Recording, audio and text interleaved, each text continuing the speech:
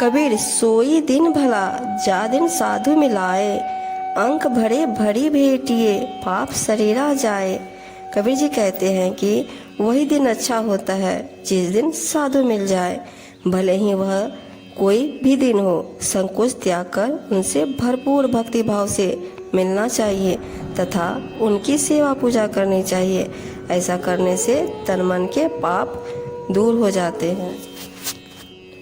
कबीर दर्शन साधु के करत न कीजिए कानी, जो उद्यम से लक्ष्मी आलस मन से हानि। कबीर जी कहते हैं कि साधु के दर्शन करने में कोई भी बहाना नहीं बनाना चाहिए। अपने अभिमान को त्याग कर अविलंब साधु के दर्शन करने जाना चाहिए। जिस प्रकार परिश्रम से लक्ष्मी मिलती है और मन में आलस लाने से हानि होती है, ठीक उसी प्रकार साधु दर्शन से लाभ प्राप्त होता है। बहता पानी निर्मला बंदा गंदा होए, साधु जन रमता भला दाग न लागे कोई। कबीर साहब जी कहते हैं बहता हुआ पानी निर्मल होता है और बंधा हुआ अर्थात रुका हुआ पानी गंदा होता है। इसी प्रकार साधु संतों का ज्ञान भाव से विचरण करते रहना अच्छा होता है। इस तरह विचरते हुए उन्हें कोई दोष नहीं लग सकता, अर्थात महादेवी नहीं हो सकता। बंधा पानी निर्मला जो टुक गहरा होए, साधु जन बैठा भला जो कुछ साधन होए। बहता हुआ पानी अर्थात रोका हुआ पानी निर्मल हो सकता है यदि वह कुछ गहरा हो। इसी प्रकार साधु संत भी बैठे हुए अच्छे भले हो सकते हैं यदि वे साधन संपन्न हो, अर्थात साधना की गहराई में अनुभवी हो, ध्यान भजन में प्रवीण हो। दया गरीबी बंदगी समताशील स्वभाव, ये तो लक्षण साधु के कहे कबीर सद्भाव। सदगुरु कबीर जी सद्भाव पूर्वक कहते हैं कि दया, विनम्रता, सेवा, समता, शील एवं सत्य भाव ये सब संतों के लक्षण हैं। इन्हीं सद्गुणों से संत सबको सुखदायी होते हैं, जिससे वे सर्वत्र पूजनीय होते हैं। आशा तजे माया तजे मोह तजे अरुमान, हरस सुख निंदा तजे कहे कबीर संत जान।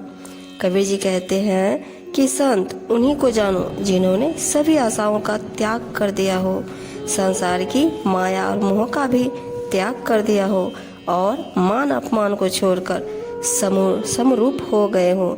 किसी की प्राप्ति पर न तो वे हर्ष से फूले समाते हो और न कुछ खोने पर दुखी होते हो, जो निंदा ईर्ष्या से दूर रहकर अपने ही सद्भाव में रहते हो।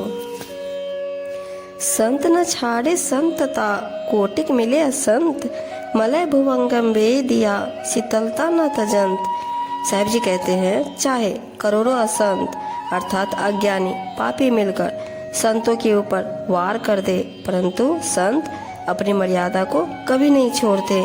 जिस प्रकार चंदन के वृक्ष पर अनेक विषधर लिपटे रहते हैं, परंतु चंदन अपनी शीतलता के गुण को नहीं छोड़ सकता।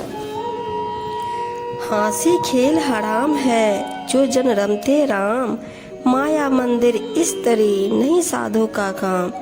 जो सज्जन सदा राम में रमते हैं अर्थात आत्मज्ञान में स्थिर रहते हुए ध्यान भजन में लीन रहते हैं, उनके लिए सांसारिक हास्य मजाक तथा खेल हराम है। इसी प्रकार संसार के माया मोह मन रिझाने के महल मंदिर और विषय वासना से लिप्त स्त्री से साधु जनों का कोई संबंध नहीं। सब वंतु चंदन नहीं सूरा के दिल नाही, सब समुद्र मोती नहीं यो साधु जग माही।